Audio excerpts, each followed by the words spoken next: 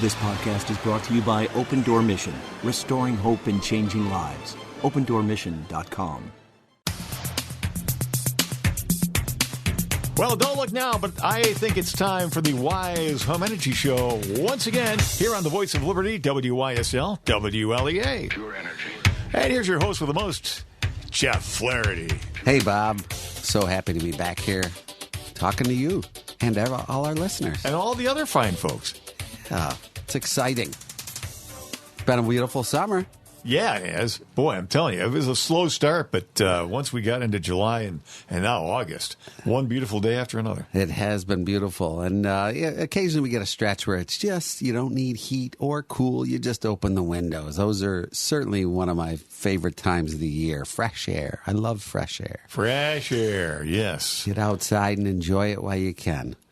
Any time of year, really. Store this up. Yeah. You want to remember these days in February. Absolutely. And we did have really some quite hot stretches there where the AC was cranking. I noticed that on my electric bill.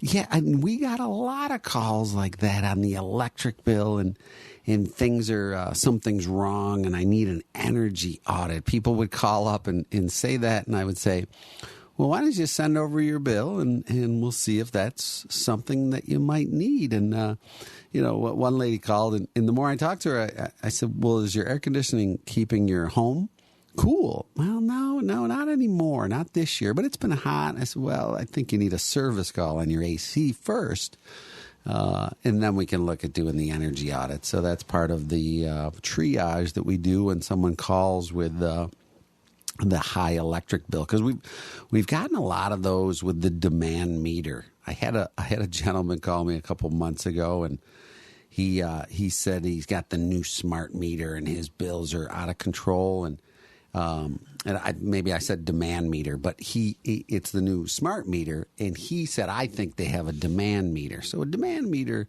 is more of a commercial meter where it measures your peak usage of electricity, and it says we're going to bill you a portion of that because you are using at the highest point of the system demand, and we have to pay on the spot market to produce that. So they charge you for your highest use in a year. And he thought he had one on his residential property. And he was a bit of a curmudgeon, if I can say that. Is that a swear word? I forget how that works. No, okay. It's a description of me, so okay. it's fine. So he said, well, mail me the information. I don't do email. And I said, well, I need to see your bill. So it came in, and then the mail problems that took a couple months to come in. And I looked at the bill, and I looked at his house, and he said he had never really made any upgrades of the 60s home, and the usage looked normal. And you can tell by the bill that there's no demand charge. And so I text him, hey, this is what I found.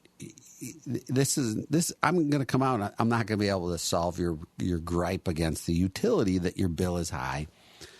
And our texting service has the federal disclosure of stop. If you don't want the text, he texts back stop. So he must have forgot who we were.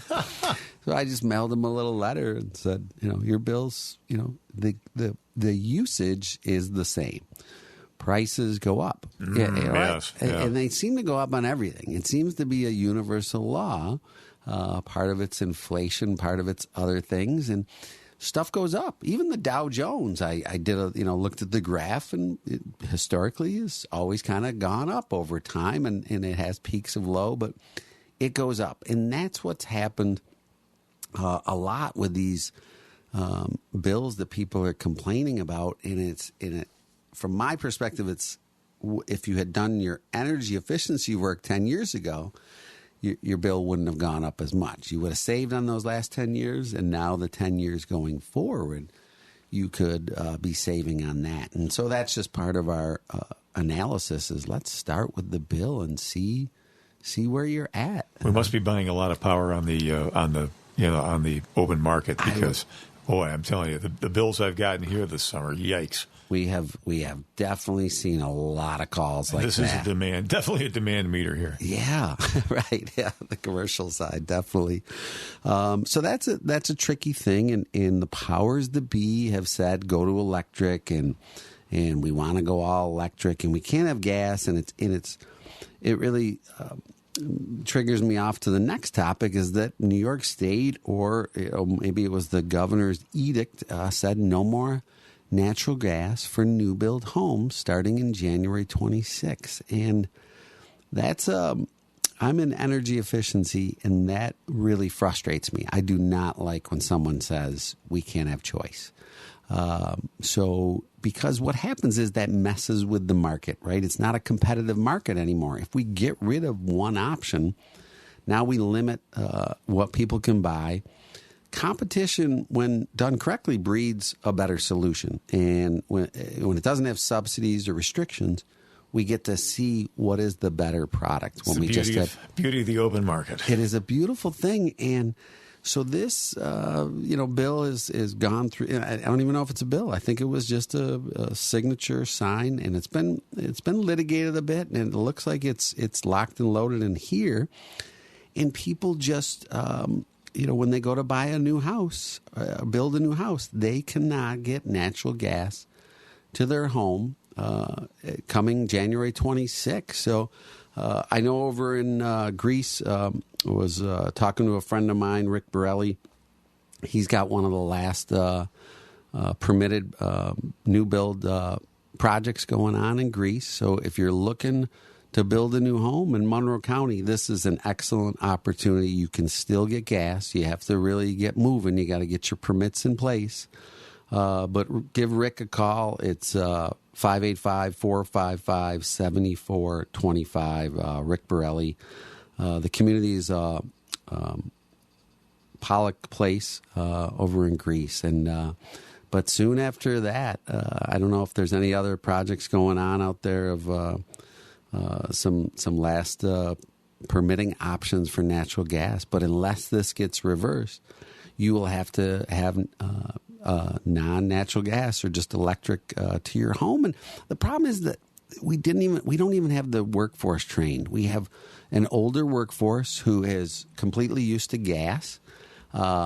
They are, reluctant to change, as most people are. So the technology hasn't really adapted. We get calls all the time when people say, I want a heat pump. We say, great. And we say, the other people, they just threw numbers at us, or they said it won't work in your home. And they said, we've researched it, and we've found that, you guys are quite skilled at putting these in. So we're all for it. It's a great technology. It's got some great features of being able to modulate and add more comfort.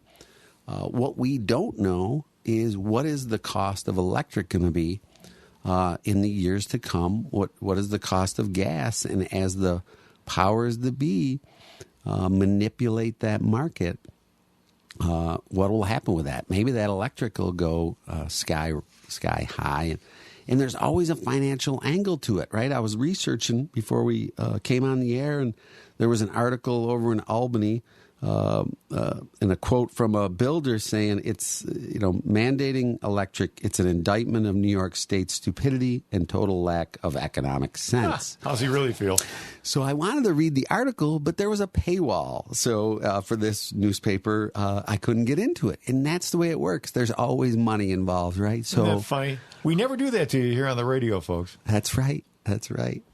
I always think follow the money. What is the reasoning behind it? I am a fan of we'll get more with carrots than we will with sticks, and we'll certainly get more with carrots than completely restricting your options. I don't know if there'll be a black market for natural gas and people will learn how to illegally pipe it into their home. I don't think that'll be the case, but it really is something that you should try to voice your opinion to your politicians that we want choice. We're adults. We should be able to make choices. This natural gas, not only does it come from the ground, but we have a local, what would you call it, a unique feature down south of Buffalo called the Eternal Flame. And it's gotten a lot of press lately. You'll see it on the national TV when they're doing the Bills games, and they'll show this eternal flame. And I've been to it once. It's a hike into the woods. I think it's in Orchard Park area. And there is a natural methane gas spigot that just comes out of the ground, these rocks with the waterfalls. It goes out. People go up and light it. But this is nature is pretty powerful, and it's getting this. It's bubbling the gas up to the surface. So we've got all kinds of gas in this state, and we can't get to it. It is amazing. So that's just something to consider. But again, if you're looking to build a new home and have the options of natural gas, that's a great opportunity for you up in Greece, New York. Call Rick Borelli. It's 455-7425. Because what's going to happen is if you don't have choice, it's just going to drive the price up. And here we are with a housing crisis. I mean, everybody's kind of in agreement that housing shortages and prices of the rentals and purchases are going up. And then when you mess with the mechanical equipment of these homes and you limit our options, you're just driving the price up higher. And plus, nobody voted for this.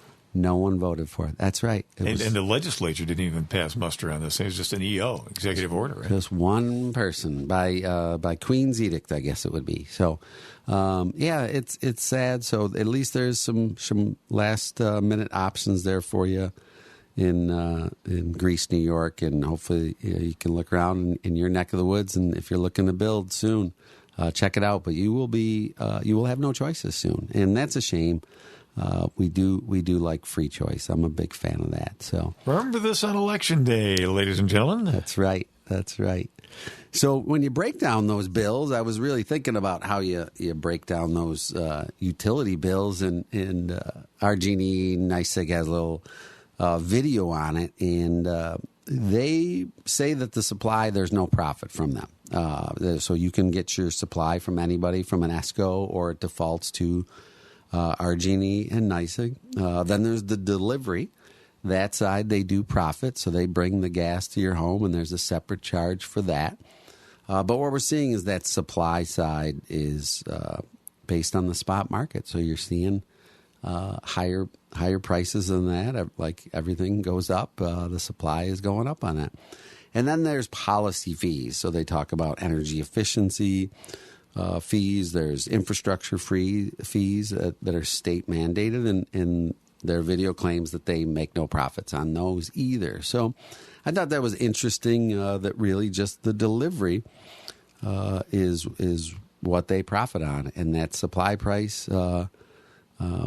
Who knows what will happen as you move away from gas? Then there'll be less development for it, so that price could go up. It's hard to say, but the products both of them will go up in price because of unnatural forces working on the market and not competitive nature. So I'd like to see some changes there.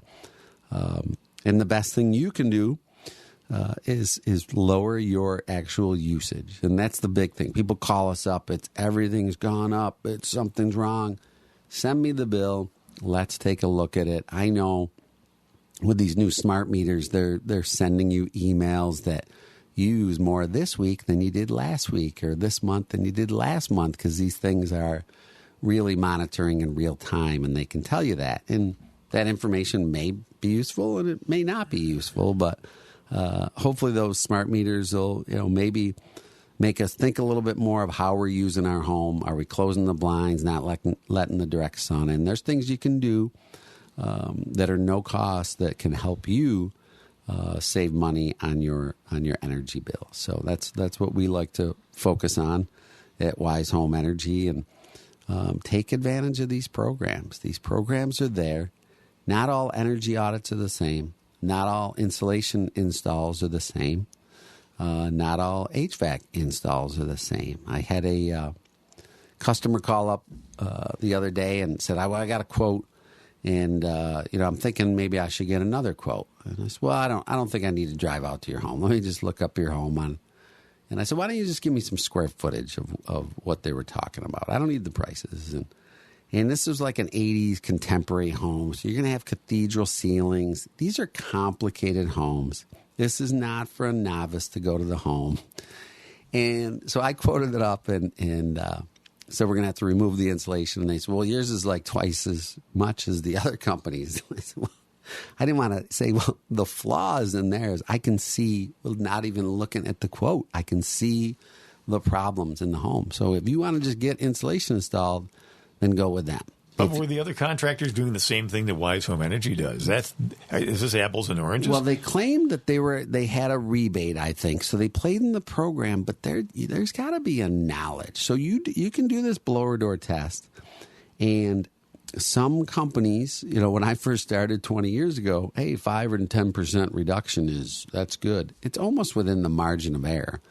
Some homes, 5 or 10% is what we might be looking for, but some homes we're looking for more. And a home like this, when we start digging into some of the comfort complaints, then we know there's better options up there. So we're going to have ice dams. Many people don't understand that when you have a cathedral ceiling and then you have a room next to it, is that wall that splits those two, that needs to be insulated, and insulated well. That is now part of the thermal boundary.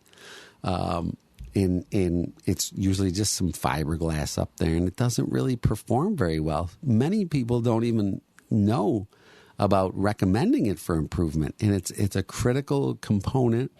When you have cathedrals coming up to flat attics, you want to treat how that baffle interchange. There were skylights. It was interesting. It'll be interesting to see if they come back. And the challenge in my industry is you can go get that cheaper install, and you can see some pictures of some insulation, and you go, I got a good product. But if your bills don't go down, if your comfort didn't improve, what are you blaming on? And then you sort of forget about it, and you might create mold in the attic if it's done wrong. If you add insulation and you don't air seal, it can actually create more problems. So those are the things and people don't know because they just see their bill. They just see their bill at $200, $300, $400, $500.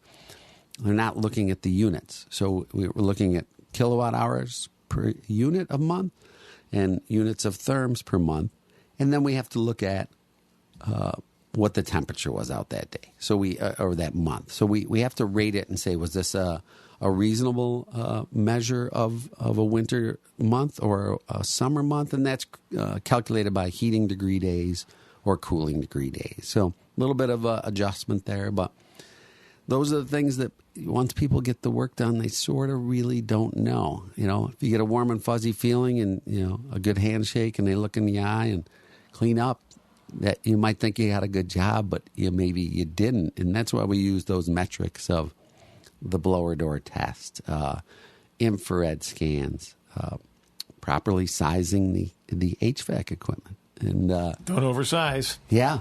It's common problem, right? It is such a problem. It's such a problem because you just don't get that nice even heat. I want to make a video of it as really kind of like, getting a couple flowers out there, and you're spraying it with the sprayer, or you turn it on that jet and just watch the flower, be eviscerated out of the soil. And that's kind of the difference between, a nice moderate right-sized equipment versus oversized. It's turning on, blowing out real quick, and then it's off. Doesn't heat up, doesn't cool down the surfaces that you need to, and you're uncomfortable. And you hear it come on and off, and it's loud. It's got all the negative features that you can become accustomed to. Really, you can become accustomed to anything, right? It's that's what braces are on our teeth, right? They're just slightly a little uncomfortable to move them into the place we want. And it's sort of the same thing with an uncomfortable home. You can sort of just get used to that slight aggravation and never know that it can be properly fixed. So the conventional wisdom, of course, when you're uncomfortable in your home is, we got to upgrade the furnace, or we got to upgrade the air conditioning, or maybe we need insulation. Maybe we need windows. All these things are factors, but almost never are they determinative, right?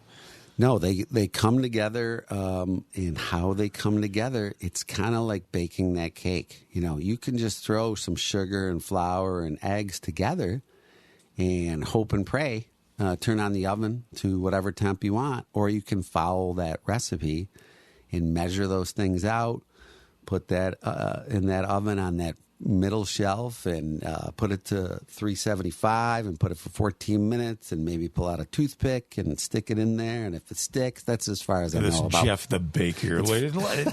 I never knew that he knew how to make pepperoni pizza like this. That's right. That's right. That's as far as I go on baking, folks. I don't have any recipes on the website, but we do have the recipe for having a comfortable home on the website. And he will not be pushing toothpicks into your walls to see if it's okay. We do other tests on the walls, but very similar to that. So New York State still has the no-cost energy assessment. There are rebates.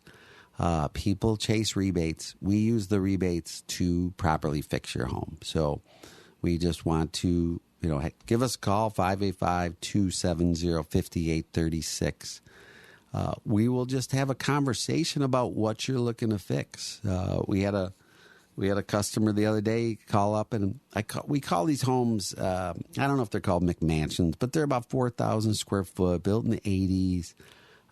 They have typical features. There's a big room over a garage and cathedral ceilings, big vaulted rooms. And he is a commercial energy auditor and wants that energy audit. And that sort of makes sense. His skill set is in the commercial arena, and it probably doesn't transfer great to the residential. Just like I wouldn't be able to walk into a hospital and utilize my residential skill in that environment because it's a completely different playground. So, I think it's kudos to him that he decided he'd gone as far as he could go with his IR camera and doing the things he knows, and now he's sought out some experienced help to find out how he can fix his home. So those are the type of things we're doing. The blower door test,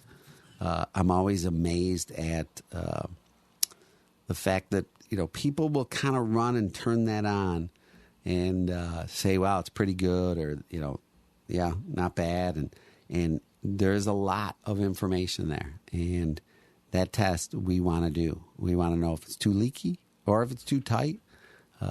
It can be very tight, and you can still have leaks to your attic that need to be fixed.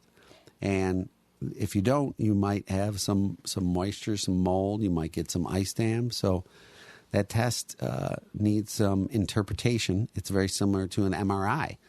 I come out and look at these MRIs. Sadly, I've had a lot on my knees, and the doctor points at it and tells me all these things, and I say, I don't see any of that stuff. I just see globs and blobs and things that I used to call my knees. So there's some interpretive skills that we really need to utilize when looking at these tests, and we use our experience. We know on the homes that we have worked on, and we get competitive issues like that where people are like, well, the other company had said that I needed this and I needed that and I should get a bigger one. And I'm not the other company. It's I have experience. I'm looking at your utility bill.